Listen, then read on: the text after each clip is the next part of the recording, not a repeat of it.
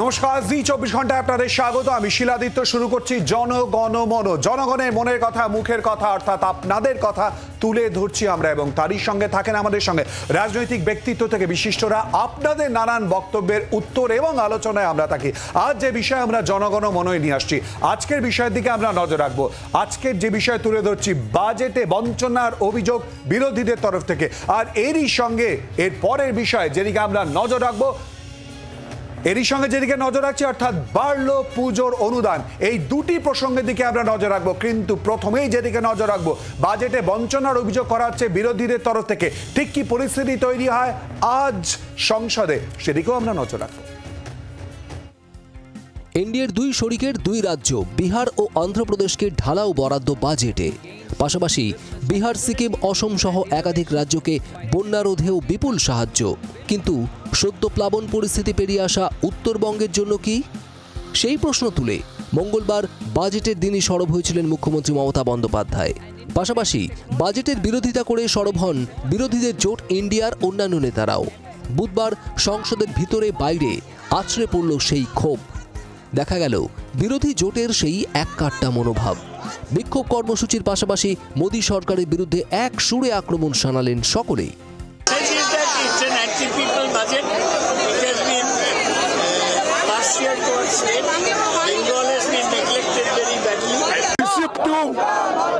Budget है और इसमें अन्याय है। Sir, would you be participating in the general budget? No, let us will protest, then we'll see. किसानों को एमएसपी मिले, आय दोगुनी हो, उसका रास्ता निकले। लेकिन इधर देखने को मिल रहा है समर्थन मूल्य किसान को न मिल करके जो अलायंस पार्टनर जो सरकार बचा रहे हैं। आप पहले बेरोजगार करते हैं, बेरोजगारी बढ़ाते हैं और उसके बाद ऐसी आधी अधूरी नौकरी लाते हैं जिससे किसी नौजवान का भविष्य बनने वाला नहीं है। इंटर्नशिप के बाद क्या होगा, उनको नौकरी कौन देगा? The injustice, for example, in the case of Kerala, there were a few expectations, particularly in the health sector, the promise to maintain an AIIMS there and so on, all of which have not been fulfilled. বিজেপির অবশ্য দাবি বাংলার প্রতি বঞ্চনা করা হয়নি। The TMC questioned the budget, saying, oh, nothing has been given to Bengal. Let me just highlight the fact that the several schemes given by Honorable Prime Minister in the last 10 years have not even been implemented in West Bengal. पश्चिम बंगाल में metro के लिए, एक metro project के लिए 4000 करोड़ रुपया मिला, वो तो बिहार को नहीं मिला। अमृतसर टू कोलकाता कॉरिडोर, उस कॉरिडोर का जब अगर उसका गया में जब अलग से इंफ्रास्ट्रक्चर ज़्यादा अच्छे बनेगी तो उसका लाभ तो अमृतसर को भी मिलेगा, इधर कलकत्ता को मिलेगा। মঙ্গলবার সন্ধ্যায় খার্গের বাসভবনে বৈঠকে বসেন ইন্ডিয়ার নেতারা। স্থির হয় বুধবার সংসদ ভবন চত্বরে বিক্ষোভ দেখানো হবে। এর পাশাপাশি এও স্থির হয়েছে আগামী 27 জুলাই নীতি আয়োগের বৈঠকে যোগ দেবেন না কংগ্রেস শাসিত রাজ্যের মুখ্যমন্ত্রীরা। বঞ্চনার অভিযোগ তুলে বৈঠক বয়কট করেছেন তামিলনাড়ুর মুখ্যমন্ত্রী এম.কে. স্ট্যালিনও। যদিও ওই বৈঠকে উপস্থিত থেকে রাজ্যের দাবি দেওয়ার কথা তুলে ধরতে চায় পশ্চিমবঙ্গ। নয়াদিল্লি থেকে রাজীব চক্রবর্তীর রিপোর্ট, জি 24 ঘন্টা। আর এই বিষয় নিয়ে আমরা আলোচনা করব। আমাদের সঙ্গে এই মুহূর্তে রয়েছেন অতিথিরা। আমাদের সঙ্গে রয়েছেন তৃণমূল কংগ্রেস নেতা বৈশ্বনাথ চট্টোপাধ্যায়, রয়েছেন কংগ্রেস নেতা অনিন্দ্য রায়চৌধুরী, এবং রয়েছেন সিপিআইএম নেতা প্রদীপ দাশগুপ্ত, রয়েছেন রাজনৈতিক বিশ্লেষক সম্বিত পাল। প্রত্যেককেই স্বাগত জানাচ্ছি আমাদের আলোচনায়। প্রথমেই চলে যাও বৈশ্বনাথদার কাছে। বৈশ্বনাথ, আপনি শুনলেন নির্মলা সীতারামনের বক্তব্য। বিরোধীরা একজোট হয়ে বাজেটের বিরোধিতা করছে, কিন্তু তিনি বলছেন তো দেয়া তো হয়েছে, একেবারে বাংলা নাম করে বলছেন। কি বলবেন? আসলে এই বাজেটটা হলো জিরো গ্যারেন্টি জিরো ওয়ারেন্টি। এই বাজেটে সাধারণ মানুষের কথা নেই। দেশের যে সামগ্রিক যে দেশের মানুষ জনসংখ্যা, সেই জনসংখ্যার যদি 100টা পরিবারের সাহায্যের জন্য বাজেট করা হয় তাহলে আলাদা কথা, কিন্তু সামগ্রিক যে দেশের মানুষ তাদের কথা এখানে বলা হয়নি। আর বাংলার মানুষ হিসাবে বলতে পারি যে বাংলাকে যেভাবে বঞ্চনা করা হয়েছে সেটাকে বাংলার মানুষ বাঙালি হিসাবে বিজেপি সরকারের বিরুদ্ধে সামগ্রিকভাবে সবাইকে এক হয়ে বলা উচিত। এবং এখানে আপনারা দেখেছেন যে অন্ধ্রপ্রদেশ এবং বিহারকে তারা যেহেতু ওই স্ক্র্যাচ নিয়ে এদের সাপোর্ট নিয়ে সেন্ট্রাল গভর্নমেন্ট চালাচ্ছে, বলেছিল 400 কি পার, 240-এ থেমে গেছে, বাকি সাপোর্ট নিতে হয়েছে তেলেগু দেশম আর বিহারের সময় নীতিশ কুমারের, তাই যার জন্য ওদেরকে প্যাকেজ দেওয়া হয়েছে। কিন্তু বাংলায় যে 1,03,000 কোটি টাকার দেনা রেখে চলে গেছিল, বাংলার আজকে যে সেই অবস্থা থেকে লড়াই করতে হয়েছে, সেখানে বারবার বলা সত্ত্বেও বাংলার জন্য কোনো আর্থিক প্যাকেজ দেওয়া হয়নি। 10 সেকেন্ড নিচ্ছি আপনার বক্তব্য থেকে। নির্মলা সীতারামন বলেছেন সংসদে দাঁড়িয়ে, তৃণমূল কংগ্রেস এখন আমাকে প্রশ্ন করছে যে কেন বাংলাকে কিছু দেওয়া হয়নি। বিগত 10 বছরের প্রসঙ্গ তিনি উল্লেখ করেছেন এর প্রসঙ্গ নিয়ে। বৈশানরদা, নির্মলা সীতারামন তো এই নিয়ে 7 বার বাজেট পেশ করলেন। উনি আমাকে দেখিয়ে দিন যে এবারে যে দুটো দল যাদের সাপোর্ট নিয়ে এনডিএ গভর্নমেন্ট চলছে, সেই দুটো রাজ্যকে তারা, আমরা সেই রাজ্য পেয়েছে বলে আমাদের তাতে কোনো অসুবিধা নেই, কিন্তু বাংলাকে কেন বঞ্চিত করা হলো? আমাদের 100 দিনের টাকা আটকে রাখা হয়েছে কেন? আমাদের আবাস যোজনার টাকা আটকে রাখা হয়েছে কেন? এই উত্তরগুলো তো নির্মলা সীতারামনকে দিতে হবে। নির্মলা সীতারামন যদি মোদির খুব আপনজন যারা, তাদের স্বার্থ দেখেন, আর মানুষ খেটে খাওয়া প্রান্তিক গরিব সাধারণ মানুষ তাদের স্বার্থ না দেখেন, তাহলে তো তার এই বাজেটের কোনো মানেই হয় না। সম্বিত, ঠিক এই জায়গা থেকেই যাব। তৃণমূল কংগ্রেসের বক্তব্য, আপনজনের জায়গা যদি দেখা হয়, অর্থমন্ত্রকের তরফ থেকে বার্তা স্পষ্ট, দুটি রাজ্যের কথা।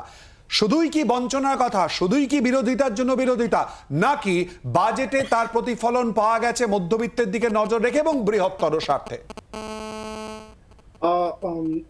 শিলাদিত্য, যদি আমরা দেখি যে এইখানে বাজেট যেভাবে পেশ করা হয়েছে, সেটার অন্যান্য বাজেটগুলোতে আমরা তাও একটা থিম খুঁজে পেতাম, যে কি থিমের উপর ভিত্তি করে একটা রূপরেখা তৈরি করার চেষ্টা হয়েছে। যেখানে নরেন্দ্র মোদী সরকার বারবার বলে আসছে যে বিকশিত ভারতের কথা বলে আসছেন, 2047-এ কি হবে সে কথা বলে আসছেন, তৃতীয় বৃহত্তম অর্থনীতি হওয়ার কথা বলে আসছেন, কিন্তু তার প্রতিফলন কিন্তু আমরা এই বাজেটে খুব একটা দেখতে পাই। আপনি যদি বলেন যে কি কোন ক্ষেত্রে সবচেয়ে বেশি অ্যালোকেশন হয়েছে বা কোন ক্ষেত্রতে বেশি জোর দেওয়া হয়েছে, আপনি সেভাবে খুঁজে পাবেন না। যেটা এই মুহূর্তে সবচেয়ে বেশি সমস্যা, রাজ্যগুলোকে অবশ্যই সবাইকে সমানভাবে বন্টন করা, উন্নয়নের জন্য অর্থ বন্টন করা, সেটা সমানভাবে হয়নি, সেটা খুব পরিষ্কার। যদিও নির্মলা সীতারামন বলার চেষ্টা করেছেন যে সব রাজ্যের নাম তিনি নিতে পারেননি, সেখানে শুধুমাত্র অন্ধ্রপ্রদেশের নাম এসছে বা বিহারের নাম এসছে। তিনি মহারাষ্ট্রের কথা বলেছেন, সেখানে 76,000 কোটি টাকার একটা বন্দরের কথা তিনি ঘোষণা করেছেন, কিন্তু সেটা আলাদা করে বলেননি। কিন্তু এটা স্পষ্ট হয়েছে যে পশ্চিমবঙ্গ হোক বা তামিলনাড়ু হোক বা কেরালা হোক বা কর্ণাটক হোক, তারা কিন্তু আলাদা করে প্রচুর পরিমাণ অর্থ কিছু পায়নি। যে প্রক্রিয়া চলছিল, যে প্রজেক্ট চলছিল, তাতে কিছু কিছু বরাদ্দ হয়েছে, হয়তো সেইটুকুনি হয়েছে। অন্যদিকে যেটা সবচেয়ে বড় সমস্যা এই মুহূর্তে দেশে, সেটা হচ্ছে বেকারত্ব।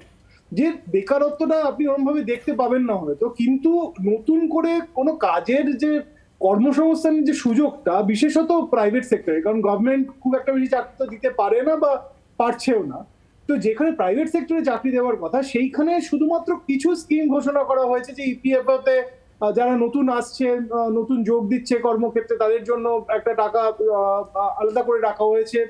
ইন্টার্নশিপ স্কিম, যেটা কংগ্রেস বলছে তাদের ম্যানিফেস্টো থেকে চুরি করে নেওয়া হয়েছে, তার জন্য কিছু টাকা রাখা হয়েছে।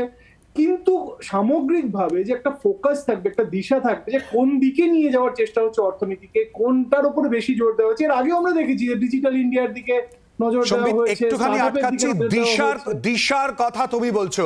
আজকে সংসদে দাঁড়িয়ে অভিষেক বন্দ্যোপাধ্যায় বাজেট, এই বাজেট সম্পর্কে তিনি ঠিক কি বলেছেন শুনিয়ে দেব। Budget, BUDGET, it has 6 letters, and I will explain all 6 letters in details. B for betrayal. BJP promised achhe din before coming to power. They have betrayed the citizens, they have betrayed the housewives, betrayed daily wage earners, betrayed farmers. So they betrayed the marginalized communities. They spoke about Sabka Saath, Sabka Vikas, which turned into Jo Hamare Saath, Hum Unke Saath. Ab U pe aata hu. Sir, U stand for unemployment.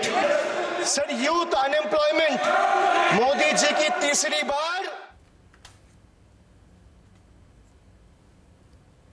বাজেটকে ইতিমধ্যে যে ভাষায় অভিষেক বন্দ্যোপাধ্যায় পর পর যে explain করলেন সেই জায়গা দাঁড়িয়ে বিরোধীদের অবস্থানের কথা স্পষ্টভাবে বলে দেওয়া হচ্ছে। ঠিক এই জায়গাতে দাঁড়িয়ে আমি প্রশ্ন করব অনিন্দদাকে। অনিন্দদা, ঠিক কি মনে হয় এই জায়গায় দাঁড়িয়ে মূলত একেবারেই কি বিরোধীদের যে বক্তব্য বারবার করে যে কিছুই দেয়া হয়নি সেই বার্তাই কি বারবার করে উঠে আসছে, নাকি না বিরোধীদের বিরোধিতা?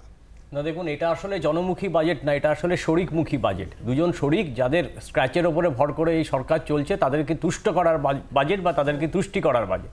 কেন উনি একটা সময় বলেছিলেন আত্মনির্ভর ভারত, আজকে আমরা দেখতে পাচ্ছি যে চন্দ্রবাবু নাইডু আর নীতিশ কুমারের ওপরে ভর করে তাকে এই সরকারকে চালাতে হচ্ছে। প্রথম আমি আসছি এমএসপির প্রশ্নে। দেখবেন ব্যাংকের সুদ কমিয়ে দিয়েছে সীতারামন।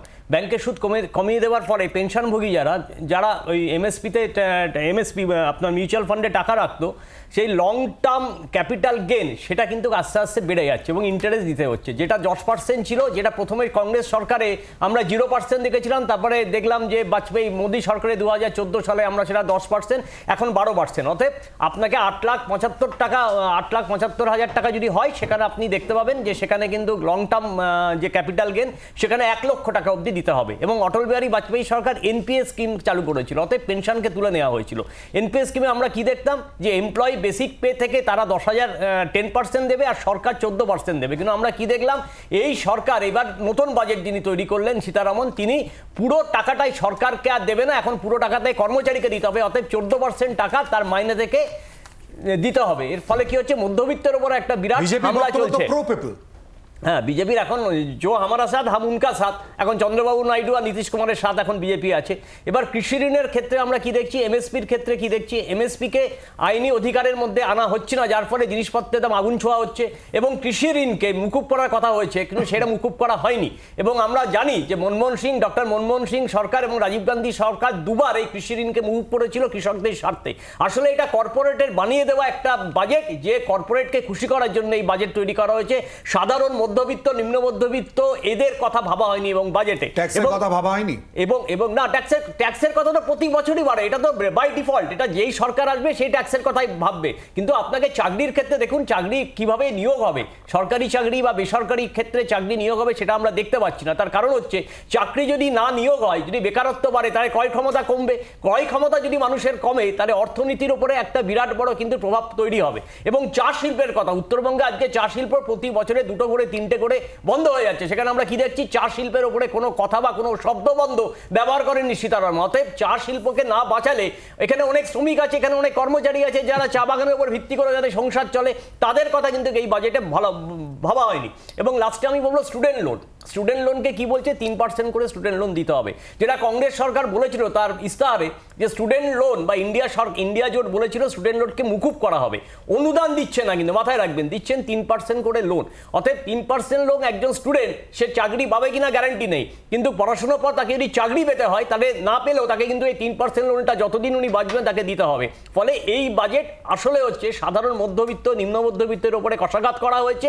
উনি কিছু মানুষকে, কর্পোরেট সোসাইটিকে তুষ্ট করার জন্য এই বাজেট করেছে, যে বাজেটের আমরা সম্পূর্ণ বিরোধিতা করছি। পরপর অভিযোগ আমরা আসবো। আমাদের সঙ্গে এই মুহূর্তে এসে উপস্থিত হয়েছেন বিজেপি নেতা তন্ময় মুখোপাধ্যায়। তন্ময় বাবু, আপনাকে স্বাগত জানাচ্ছি। কিন্তু প্রদীপদার কাছে আসবো। প্রদীপদা, আমি শুনলাম একটু আগে, আপনিও শুনলেন যে সম্বিতের মুখ থেকে বেরিয়ে এলো, অর্থাৎ দিশাহীন জায়গা। আদৌ কি তাই?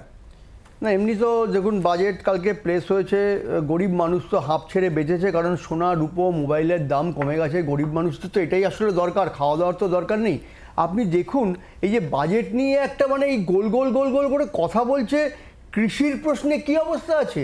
কৃষিতে অ্যামোনিয়াম নাইট্রেটের দাম বাড়ালো, সারের দাম বাড়বে, ফসলের দাম বাড়বে, স্বাভাবিক ব্যাপার। কৃষি ঋণ মকুবের ক্ষেত্রে মিনিমাম কোনো কথা নেই, কর্মসংস্থানের কোনো কথা নেই, রেগাতে একটু বাড়ানো যায় কিনা ভর্তুকি সে বিষয়ে কোনোরকম কোনো কথা নেই। হ্যাঁ, কথা আছে নিজের গদিটা বাঁচানোর জন্য, যেটা বিজেপির এজেন্ডা। আসলে জাত ধর্মের ভিত্তিতে তো ভাগ করতে চায় না ভারতবর্ষকে, ঠিক সেরকমভাবে দেখুন এটা কখনো দেখা যায়নি। দুটো নির্দিষ্ট স্টেটকে যারা ক্লেম করে আসছিল, বিহার এবং অন্ধ্রপ্রদেশ, একটা বোধহয় আমি এক্স্যাক্টলি ফিগারটা 35,000, একটা বোধহয় 15,000 কোটি টাকা এদেরকে দেওয়া হচ্ছে, এরকম আছে।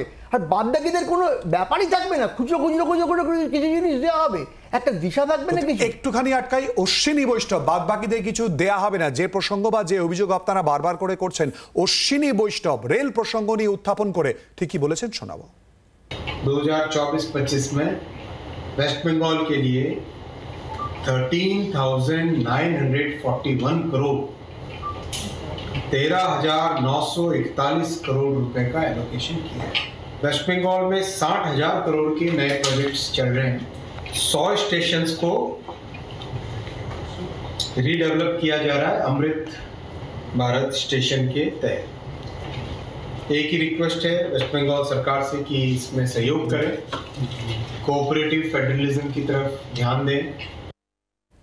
প্রদীপ দা, সরি আমি একটুখানি থামিয়েছিলাম, কিন্তু রেলমন্ত্রীরও বক্তব্য এর আগে আমরা দেখলাম যে সংসদে দাঁড়িয়ে অর্থমন্ত্রী বলেছেন যে কিছু দেয়া হয়নি, দেয়া হচ্ছে না, এই কথা কেন বারবার করে বলছেন? না, প্রথম কথা উনি তো বলতে বাধ্য হলেন কালকে সকালবেলা যখন বাজেট প্রেসের পরবর্তীতে নির্মলা সীতারামনের পর রেল নিয়ে গোটা সোশ্যাল মিডিয়া যেভাবে প্রচার হয়েছে বাধ্য হয়েছেন উনি স্টেটমেন্ট করতে। আচ্ছা, রেলের সুরক্ষা খাতে কী ভূমিকা আছে, কতটা বাড়ানো হয়েছে, কতটা কমানো হয়েছে বলতে হবে তো। একের পর এক অ্যাক্সিডেন্ট ঘটছে, আপনি যদি সেই বাজেটে রেখে দেন তাহলে চলবে কি করে? আরে আপনি তো বলেছিলেন মোদি কা গ্যারান্টি, সবকা সাথ সবকা বিকাশ, অনেক বড় বড় কথা বলেছিলেন। ভোট পাননি, সিট পাননি, আলাদা কথা, কিন্তু আপনি এখন সরকারে, আপনি যা যা কথা বলেছিলেন সে কথাগুলো ফেক না সে কথাগুলো সত্যি? আমি আবার যে কথাটা বলে শেষ করব, এই রকম আন্ডারস্ট্যান্ডিং নিয়ে কোনো ভারতবর্ষের সরকার বাজেট প্লেস করেনি। দুটো তিনটে নির্দিষ্ট রাজ্যকে পেটোয়া, যাদের জন্য ওরা সরকারে থাকবে তাদেরকে একদম ভরিয়ে দেবে, বাদবাকি রাজ্যগুলো বঞ্চিত থাকবে। আমাদের পশ্চিমবঙ্গের বুকে নর্থ বেঙ্গলে বন্যার পরিবেশ, মুর্শিদাবাদে গঙ্গাপদ্মা ভাঙন, হাজারো সমস্যা আছে, কিচ্ছু সমাধান হয়নি। তন্ময় বাবু, পরপর কিন্তু ইতিমধ্যেই বক্তব্য উঠে এসেছে, কোথাও চলে এসছে দিশার কথা, দিশাহীন ইতিমধ্যে অভিযোগ উঠেছে, কোথাও কর্পোরেটদের জন্য বলা হয়েছে এবং তারই সঙ্গে বঞ্চনার অভিযোগ করা হচ্ছে নির্ধারিত দুটি রাজ্যের দিকে নজর রেখে। কি বলবেন? দেখুন, প্রথমেই বলি যে এই যে দুটি রাজ্যের কথা আপনারা বলছেন, যে অন্ধ্রপ্রদেশ আর বিহার, মনে থাকবে যে অন্ধ্রপ্রদেশ রাজ্যটা কিন্তু ভাগ হয়েছিল এবং সেটা ইউপিএর সময়, এবং সেই অন্ধ্রপ্রদেশে তখন অন্ধ্রপ্রদেশ রিঅর্গানাইজেশন অ্যাক্টে বলা হয়েছিল যে এই হায়দ্রাবাদ যে ক্যাপিটাল সেটা হচ্ছে দুটো রাজ্য ব্যবহার করতে পারবে 10 বছর পর্যন্ত। সেইটা 2রা জুন শেষ হয়েছে। তার আগে অন্ধ্রের সমস্যা ছিল, যে সরকার ছিল ওয়াইএসআর, তিনি বলেছিলেন 3টে ক্যাপিটাল হবে, আর এদিকে টিডিপি বলেছিল অমরাবতীতে ক্যাপিটাল হবে। তন্ময়বাবু, এটা তো বিস্তারিত ব্যাখ্যার বিষয়, মানে এখানে যে প্রসঙ্গ, জাস্ট একটা লাইন, না আমি যে প্রসঙ্গটা উঠছে যে বারবার করে আজকেও আপনি দেখেছেন সংসদে এবং বাইরে রীতিমতো উত্তাল হয়েছে সেই জায়গা যে অন্যান্য রাজ্য কেন পাবে না, আর বাংলার লোকেদের সেই বক্তব্য। তাহলে সেটা বলে দিচ্ছি আমি। তাহলে আমি এটা বলে দেওয়ার চেষ্টা করছি যে যখন ঝাড়খণ্ড নতুন রাজ্য হয়েছিল, যখন উত্তরাখণ্ড নতুন রাজ্য হয়েছিল, তারা কেন্দ্র থেকে সহায়তা পেয়েছিল। সব রাজ্য কি এবারে বাজেটে সমানভাবে সাহায্য পেল? এবার দেখুন আমাকে বলতে দিন। এবার বিহারের ক্ষেত্রে দেখুন, বিহারে হচ্ছে যেটা হচ্ছে যে সহায়তাটা পেয়েছে, পশ্চিমবঙ্গে কিন্তু জানবেন আপনারা, যখন শিলিগুড়ি করিডোর হয়েছিল পশ্চিমবঙ্গকে দেওয়া হয়েছিল। সুতরাং বিভিন্ন রাজ্যের প্রয়োজনীয়তা মতো দেওয়া হয়। এবারে এই বাজেটে পশ্চিমবঙ্গে কলকাতা অমৃতসর ইন্ডাস্ট্রিয়াল করিডোরের কথা বলা আছে, যেখানে বলা আছে 25,000 কোটি টাকা শুধু পশ্চিমবঙ্গ সেগমেন্টে খরচ হবে। এছাড়া হচ্ছে রেলে দেখুন, দমদম নিউ গড়িয়া মেট্রোতে 1,791 কোটি টাকা পশ্চিমবঙ্গে, জোকা মাঝেরহাট এসপ্লানেড মেট্রোতে 1,210 কোটি টাকা পশ্চিমবঙ্গে, কলকাতা মেট্রোতে 906 কোটি টাকা পশ্চিমবঙ্গে। এছাড়া বিভিন্ন ইনস্টিটিউট পশ্চিমবঙ্গে, সেগুলোকে ডেভেলপ করার জন্য, যেমন চিত্তরঞ্জন ক্যান্সার হাসপাতাল, যেমন সত্যজিৎ রায় ফিল্ম ইনস্টিটিউট, সেখানে প্রতিটা জায়গায় বাজেটে পয়সা দেওয়া হয়েছে, বাজেটে রাখা হয়েছে। সুতরাং এইটা যেটা বলা হচ্ছে সেটাকে ইচ্ছা করে বলা হচ্ছে। বলে দিচ্ছি 100 দিনের টাকা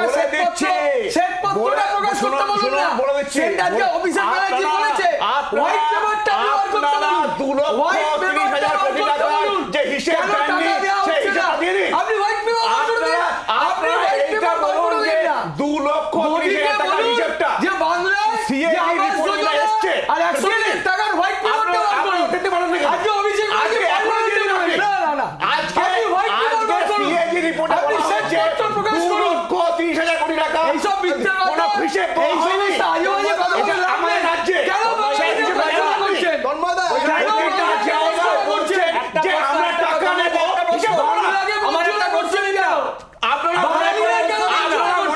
মানুষের টাকা পাঠাতে জানার জন্য, মানুষের টাকা মানুষের টাকা হবে না। আপনি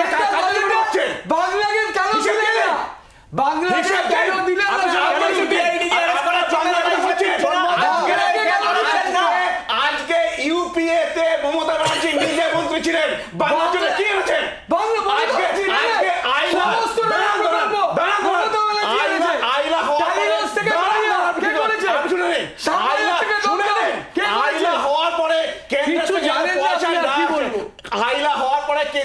পয়সা না পাঠায় তার জন্য মমতা ব্যানার্জি বলেছিলেন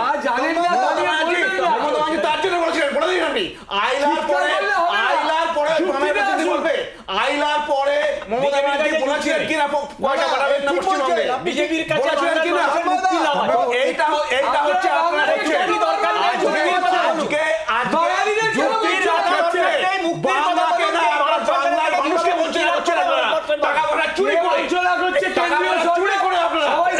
বাংলার গরিব মানুষের পয়সা আপনার পেটে লাথি মারছে 100 দিনের টাকা দেননি আপনারা বলে দিন আপনারা তো অর্পিতা মুখার্জি খাটের তলায় 50 কোটি টাকা আজকে আপনারা বলে দিন পয়সা চুরি করবে মানুষের পয়সা চুরি করবে পয়সাকে আপনারা পয়সা চুরি করে আপনার উদ্দেশ্যে একটু প্রশ্ন, কংগ্রেস এবং সিপিএম এর একটুখানি উদ্দেশ্যে আপনার উদ্দেশ্যে প্রশ্ন একটু শুনে নি, বলুন। আমি বলিনি একটা যে কোনো একজন প্রদীপ্ত বলুন আমাকে একটু প্রশ্নটা করতে হ্যাঁ বলুন আসবো তন্ময়বাবু আপনার কাছে মানুষ বিচার করবে তো। আরে আপনি চিৎকার করলে তো হবে না, আমার কথা শুনতে দিন। চারজনকে একটুখানি থামাচ্ছি। একটু আগেই যে কথা বলছিলাম, অভিষেক বন্দ্যোপাধ্যায় আজকে সংসদে দাঁড়িয়ে ঠিক কি বলেছিলেন সেই কথা। অভিষেক বন্দ্যোপাধ্যায় বাজেট সম্পর্কে অভিষেক বন্দ্যোপাধ্যায় আজকে ঠিক কি বলেছেন একবার শুনে নি। Budget, BUDGET, it has 6 letters, and I will explain all 6 letters in details. B for betrayal. BJP promised achhe din before coming to power. They have betrayed the citizens, they have betrayed the housewives, betrayed daily wage earners, betrayed farmers. So they betrayed the marginalized communities. They spoke about Sabka Saath, Sabka Vikas, which turned into Jo Hamare Saath, Hum Unke Saath. Ab U pe aata hu. Sir, U stand for unemployment. Sir, youth unemployment. Modi ji ki तीसरी बार युवक अभी भी बेरोजगार. So now I come to D, deprive, like the honorable member has deprived his wife. Yes. So D for deprive. So now I come to G. G for guarantee. But a guarantee, sir खुद बोल रहा है उसका सरकार का घोटाला sir देखिए sir thank you. तो बजट का बी था बिट्रेयल, यू था अनएम्प्लॉयमेंट, डी था डिप्राइव, जी था गारंटी। अब मैं ई पे आता हूं sir, E for eccentric, D for tragedy, and this is the tragedy. The example you all set in the house, this is why I say T for tragedy. देश में जनता मालिक है, कोई नेता मालिक नहीं है. The people of Bengal and the people of my constituency elected me 3rd time with a margin of 7,10,000 votes, setting an example for Narendra Modi, Amit Shah, and the minions of BJP and the rest of the country to see. This is the people's power. थोड़ा सब्र रखिए और कुर्सी का PT बांध लीजिए, मौसम बिगड़ने वाला है। পরপর প্রশ্ন অভিষেক বন্দ্যোপাধ্যায় এই পুরো বিষয় নিয়ে আমরা আলোচনা করছি, নেব একটা বিরতি জনগণ মনতে। আর বিরতির পর যেদিকে আমরা নজর রাখবো, আমাদের অতিথিদের কাছে আলোচনায় ফেরত আসবো বাড়লো পুজোর অনুদান, এই নিয়ে আলোচনায় ফেরত আসবো জনগণ মনতে, সঙ্গে থাকুন।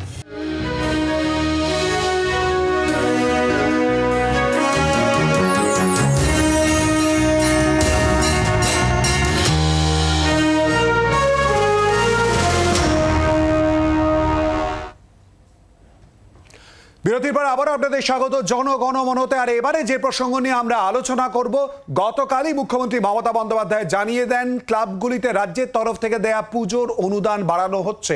এই নিয়ে আলোচনায় আসবো, কিন্তু তার আগে আমরা শুনে নেব মুখ্যমন্ত্রী ঠিক কি বলেছেন। প্রথম যখন শুরু করেছিলাম 25,000 দিয়ে, ঠিক তো? তারপরে আস্তে আস্তে আস্তে আস্তে 70 এসছে। এবার 70 থেকে স্ল্যাবটা বাড়িয়ে 85,000 করে দিলাম।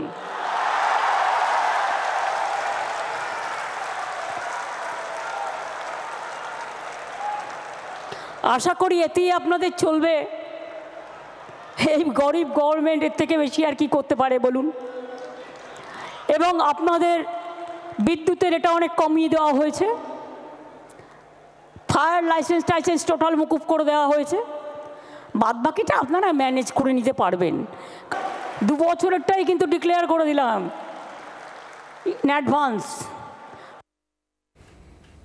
মুখ্যমন্ত্রী মমতা বন্দ্যোপাধ্যায় পুজোর অনুদান বাড়ানোর কথাই শুধু বলেছেন তাই নয়, আগামী বছর থেকে কি হতে পারে সেটাও বলেছেন। এই নিয়ে আমরা আলোচনা করব, আমাদের সঙ্গে অতিথিদের কাছে যাব।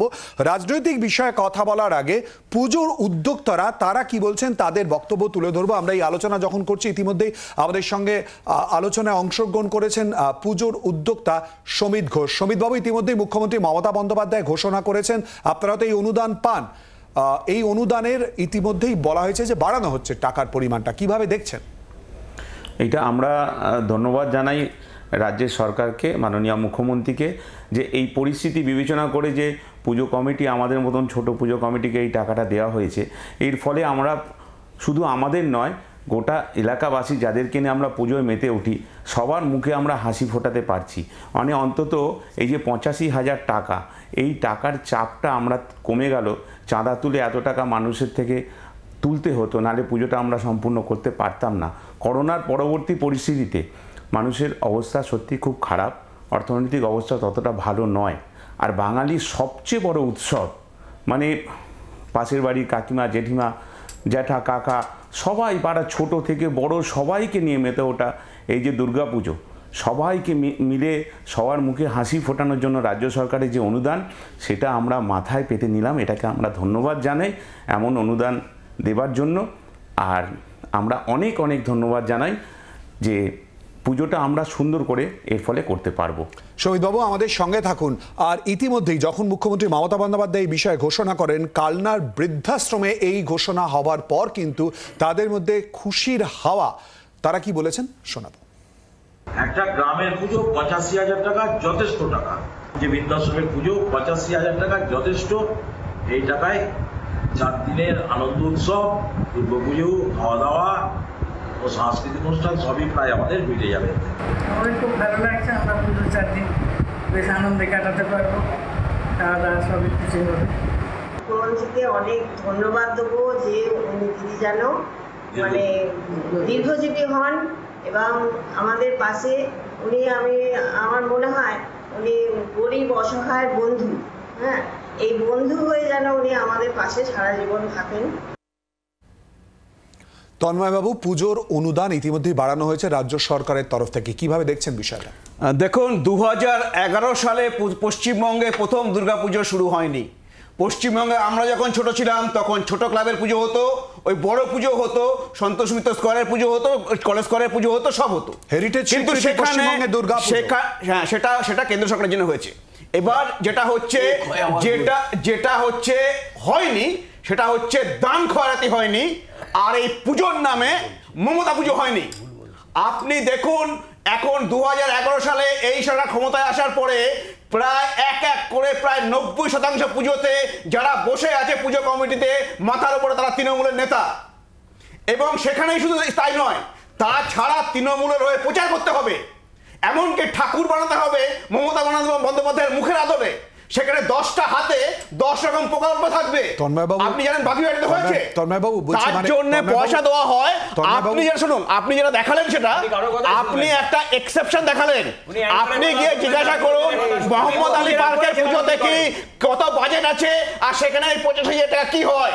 দেখবেন অষ্টমী আর নবমীর দিনে এটা নিয়ে স্ফূর্তি করে। কি করে আপনারা জানেন ভালো করে, ওই ক্লাবের পিছনে হয়। কি করলে আপনি বাঙালি ক্লাবের পিছনে হয়। আমি একটু রাজনৈতিক বক্তব্যের বাইরে একটু নানান বক্তব্য আপনি বলেন, এক্সেপশনাল বক্তব্য। আমি একটু তন্ময়, প্লিজ সম্বিত আমাদের সঙ্গে রয়েছে, একটু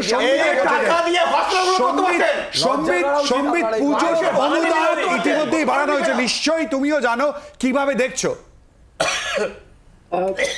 শিলাদিত্য, এইটা যে অনুদানটা দেওয়া হয়, এখন সমস্যা হচ্ছে যে মমতা বন্দ্যোপাধ্যায়ের বিরোধিতা বিজেপি করছে এবং সঙ্গত কারণেই এটা একটা যুক্তি যে রাজ্য সরকার কেন একটা রিলিজিয়াস ফেস্টিভ্যাল বা দুর্গাপুজো মতো একটা ফেস্টিভ্যালের হঠাৎ করে ক্লাবগুলোকে কেন এত টাকা দিতে যাবে যখন রাজ্যের আর্থিক সংকট রয়েছে। কিন্তু এটা একটা সেন্টিমেন্টের সাথে জড়িয়ে গেছে এবং মমতা বন্দ্যোপাধ্যায় যদি চানও এই অনুদানটা তিনি আবার বন্ধ করতে পারবেন। এই অনুদানে বড় পুজো কমিটিগুলোর তেমন কোনো লাভ না হলো, যারা ছোট পুজো কমিটি তাদের অবশ্যই লাভ হয়। এখন যে প্রশ্নটা আসছে যে এই টাকাটা কেন দেওয়া হচ্ছে, অবশ্যই মমতা বন্দ্যোপাধ্যায় চাইছেন যে তাদের একটা আনুগত্য থাকবে এই সরকারের প্রতি, যেসব উদ্যোক্তারা পাচ্ছেন তারা কৃতজ্ঞ থাকবেন মুখ্যমন্ত্রীর প্রতি, এটা একটা মূল লক্ষ্য। এবারে যদি আমি ধরে নিই যে হ্যাঁ এই ছোট পুজো কমিটিগুলো তারা চাঁদা তুলে পুজো করতে পারছে না, আমি যদি এটা ধরে নিই যে হ্যাঁ তাদের একটা জাঁকজমক করে পুজো করার একটা ইচ্ছে রয়েছে, তাহলে তারা চাঁদা তুলতে পারছেন না। কিন্তু রাজ্যের অর্থনৈতিক অবস্থা যেরকম, সেখানে রাজ্য সরকারের ওপর এর ওপর ভরসা করে থাকার থেকে যদি কর্পোরেট সংস্থাগুলো এগিয়ে আসতো, যদি তারা স্পন্সর করতো এই পুজোগুলোকে, যেটা আমরা একদম শুরুতে দেখেছি যখন এই রাজ্য সরকার বা সরকারের কোনো স্পন্সরশিপ ছিল না। কিন্তু রাজ্যের শিল্প পরিস্থিতিও এরকম যে কর্পোরেট সংস্থাগুলো এখন এত টাকা খরচ করার জন্য সবসময় রেডি নয়, বা ছোট পুজো কমিটিগুলোকে এই টাকা তারা দেবে না। কাজেই রাজ্য সরকারকে এটা ভাবতে হবে, এবং যেটা সবচেয়ে বড় ক্রিটিসিজম, যে রাজ্য সরকারের আর্থিক সংকটের মাঝে কেন ক্লাবগুলোকে এত, শুধু দুর্গাপুজো নয় যে কোনো রিলিজিয়াস ফেস্টিভ্যালে কেন সরকার হঠাৎ করে এই টাকাটা দিতে যাবে, যেভাবেই দিয়ে থাকুক সম্বিত আসবে একটু প্রত্যেকের প্রতিক্রিয়া নিয়ে নিই। সম্বিত, যে কেন এই অনুদান, প্লিজ তন্ময় বাবু আমি তন্ময় বাবু না যে পুজো উদ্যোক্তা আমাদের সঙ্গে রয়েছেন তার একটা লাইন আমি প্রতিক্রিয়া নেব। সম্বিত বাবু, এই প্রশ্নটা আপনার কাছে করব, মানে পুজোটা কি বড় করে করতে চান সেই কারণে এই অনুদান আপনাদের কাছে গুরুত্বপূর্ণ, নাকি পুজোর আয়োজন সম্পূর্ণ করতে চান সেই কারণে এই অনুদান যে বৃদ্ধি হলো সেটা গুরুত্বপূর্ণ? জাস্ট এক লাইনে বলুন। দেখুন, আমরা ছোট পুজো, কিন্তু 152 বছর আমাদের সালকিয়া দুর্গোৎসব বারোয়ারি, আমরা দেখি এখনও মানুষ 21 টাকা 31 টাকা চাঁদা দেন। আবারও বলছি, করোনার পরের যে পরিস্থিতি, তাতে মানুষের যে চাঁদা দেওয়ার যে উপায় সেটা কিন্তু অনেকটা কমে গেছে, মানুষ কিন্তু সেই রকম অবস্থায় নেই। এই পুজোটার ফলে আমরা পুরো আয়োজনটা সম্পূর্ণ করতে পারবো। পুজোটা অনেক জাঁকজমক করতে পারবো না, কিন্তু পুজোটাকে আমরা ঠিক মতন করতে পারবো যেটার দরকার, এবং মানুষ একটু হাসি মুখে সবাই প্রসাদ পাবে, পুজোয় যোগ দেবে, চাঁদার কোনো জোরজার থাকবে না, এইটা হবে। সমিতবাবুর সঙ্গে থাকুন। প্রদীপদা। হ্যাঁ, না, আমার কথা হচ্ছে নির্দিষ্ট করে দেখুন, দুর্গাপুজো কমিটিকে টাকা দেবে কি দেবে না, ক্লাবকে 2 লাখ টাকা দেবে কি দেবে না, এটা সরকারের নীতিগত ব্যাপার। কিন্তু আমার একটা নির্দিষ্ট প্রশ্ন আছে। ধরুন আমি নাম করে বলছি, আজকে সজলদা থাকলে ভালো হতো, সন্তোষ মিত্র স্কোয়ার, এ কি আগের বার টাকা নিয়েছিল? টাকা নেয়নি। পুজো করতে কি সমস্যা হয়েছে? বলছি পুজো করতে কি সমস্যা হয়েছে? আসলে এই 85,000 টাকাটা আমি কোন কোন ক্লাবকে দেব, এটা তো ইম্পর্টেন্ট। র্যাঙ্ক অ্যান্ড ফাইল সবাইকে দিয়ে দিলাম, কর্পোরেটরা পুজোকে হেল্প করে না? আমি আপনাকে বলছি, আপনি কলকাতার বুকে তাবর জায়গায় কর্পোরেটের বিজ্ঞাপনে ভরে যায় রাস্তা, ফুটপাথ ভরে যায়। আমি নিজে ক্লাবের সঙ্গে যুক্ত। টাকা দেওয়া হবে কি হবে না, কি হবে না হবে, আড়িয়াদর ক্লাব, আমি শেষ করে নিই, আমি বলে নিচ্ছি,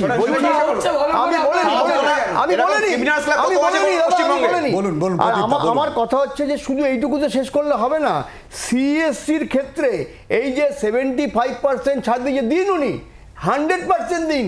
সাধারণ মানুষের বিলের ওপর এফপিপিএস এর নাম করে 5.7% এক্সট্রা চার্জ লাগানো হচ্ছে। এই টাকাটা তো সাধারণ মানুষের পকেট থেকে যাচ্ছে। একটুখানি আটকাই।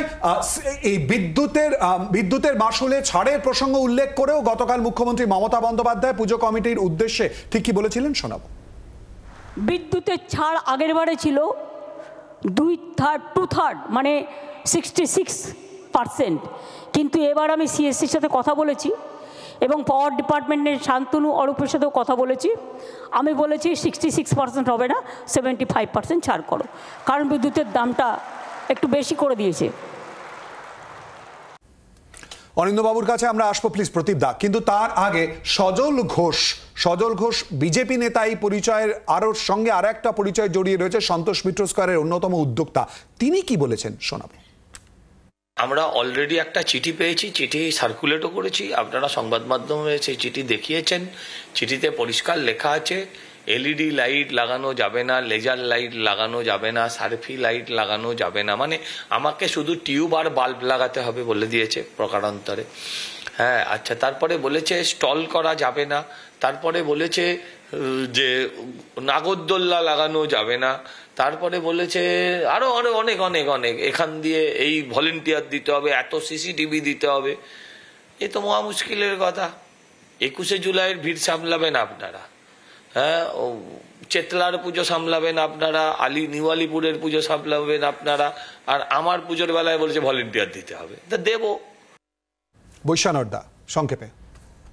আসলে পার্টি করা আর পুজো করা এটা তো দুটো আলাদা জিনিস। একটা হলো যে মমতা বন্দ্যোপাধ্যায় বাংলার সমস্ত পুজোয়, এখানে অনেকে বলছিলেন সিএসসি নয়, রাজ্য বিদ্যুৎ পরিষদকেও বলেছে যে 75 ইলেকট্রিসিটি দিতে হবে পুজোতে ফ্রি, আর 85,000 টাকা করে দিতে হবে। এটা কিন্তু যত পুজো সংগঠক আছে সব উদ্যোক্তারা কিন্তু খুব স্বতঃস্ফূর্তভাবে মমতা ব্যানার্জিকে স্বাগত জানিয়েছে। বিজেপি পলিটিক্স করছে বলে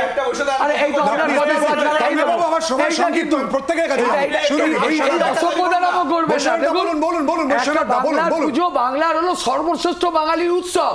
ওরা বাঙালিদেরকে সবসময় সবকিছুতে বাধা দেয়।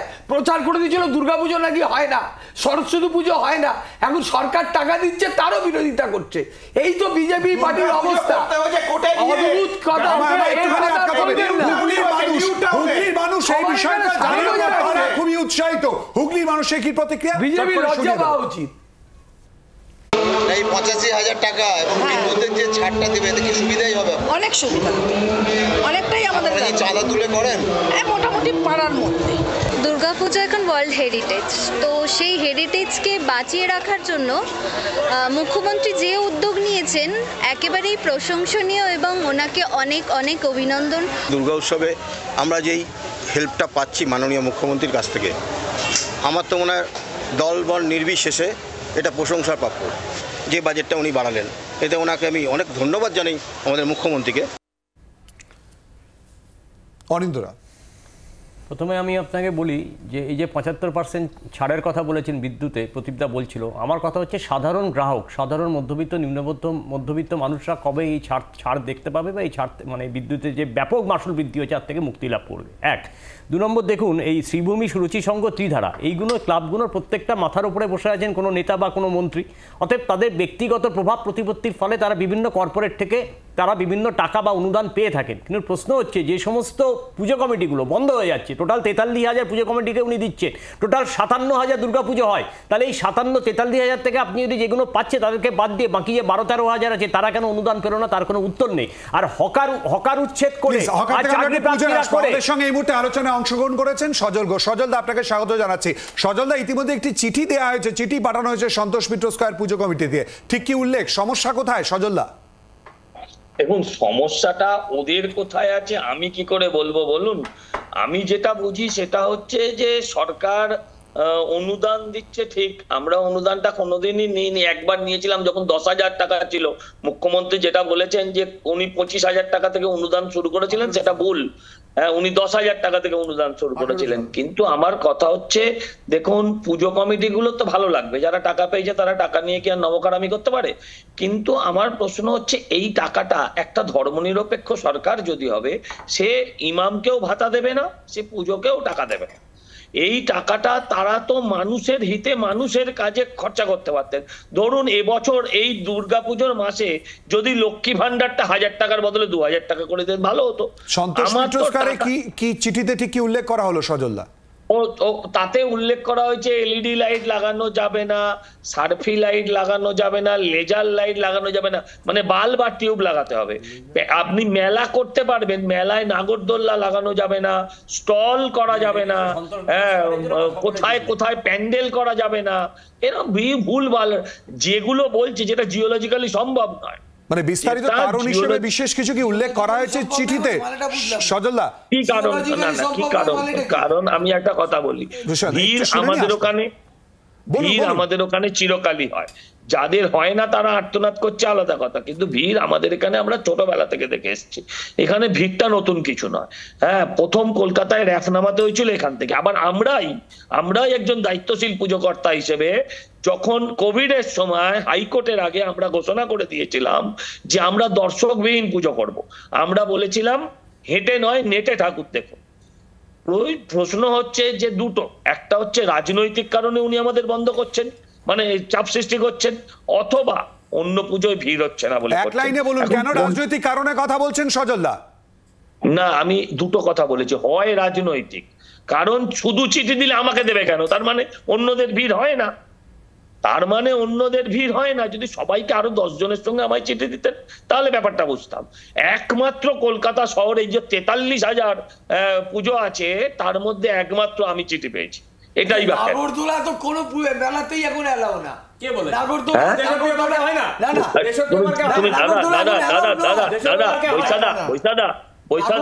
তুমি বৈশাদা তুমি জানো না, তুমি জেনে নাও, না জানাটা কোনো অজ্ঞতা নয়, মুখ্যমন্ত্রীর মতন করো না তাই বলে। হ্যাঁ, আমি বলছি ও প্রত্যেকবার টাল বাহানা হয়, তারপর নাগরদোল্লা সব কলকাতা শহরেই চলে।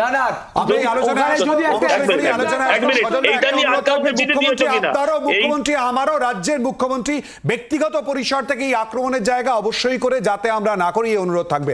জনগণ মনে এই আলোচনায় ফেরত আসবে একটা বিরতির পর। চোখ রাখুন জি 24 ঘন্টায়।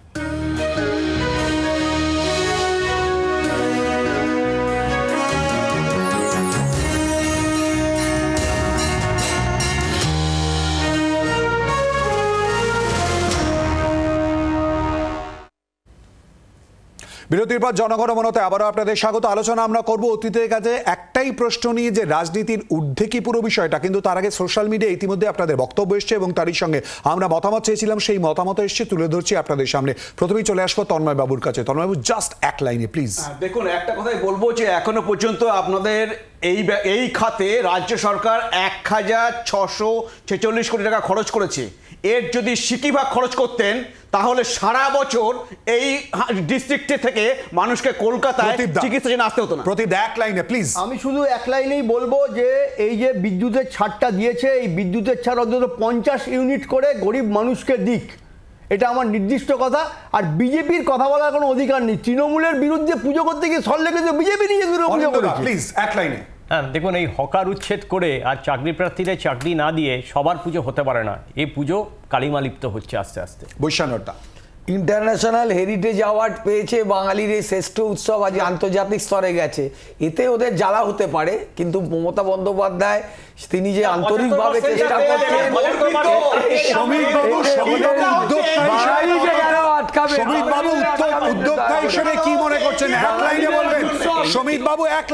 এই সরকার এবং এই মুখ্যমন্ত্রী দীর্ঘজীবী হন, যিনি অনেক অসুবিধার মধ্যেও সাধারণ গরিব মানুষের মুখে হাসি ফোটানোর জন্য এই অনুদান দিচ্ছেন, সবাইকে ভালো রাখার জন্য। আপনাদের সবাইকে ধন্যবাদ আমাদের সঙ্গে এই আলোচনায় অংশগ্রহণ করার জন্য। জনগণমন আজকের মতো এখানেই শেষ করছি, নিচ্ছি ছোট্ট একটা বিরতি। এরপর দেখুন পেজ ওয়ান, পায়েল এবং শুভদীপের সঙ্গে থাকুন।